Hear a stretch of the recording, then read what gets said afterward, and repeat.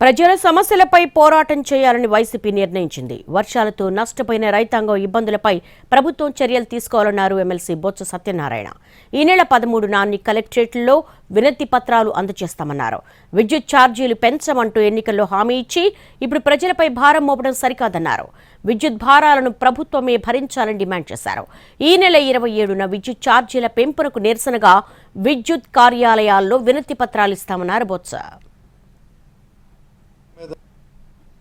ప్రజలు కానీ రైతులు అందరం కూడా ఒకేసారి ఏక వచనంతో గొంతెత్తి ఆ వైఫల్యాన్ని చాటే దాని మీద ప్రభుత్వం నిర్దేశమైన విధానం తీసుకోవాలని రంగుమార్పు ఏదైతే తెలిసిన ధాన్యాలు ఉన్నాయో ఆ తేమ మీద మరి ఒక విధానాన్ని తీసుకొని రైతాంగం ఇబ్బంది పడకుండా మరి దళాలకి అవకాశం లేకుండా వెసులుబాటు చేయాలని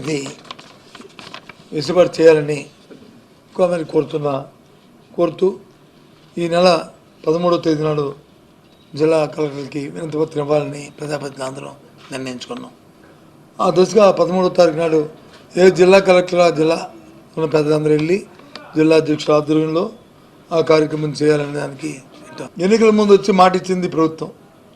1 పైసా విద్యుత్ ఛార్జీ పెంచము, దాన్ని మేము ఇంకా ధాన్యమైన విద్యుత్ ఇస్తాము అని చెప్పిన నేపథ్యాన్ని చూసా.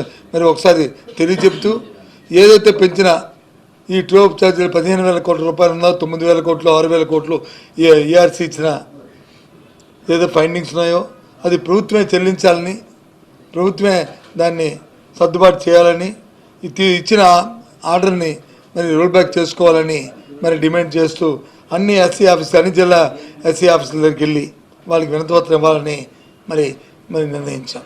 దాంతోపాటు ఎక్కడైతే డిస్కామ్స్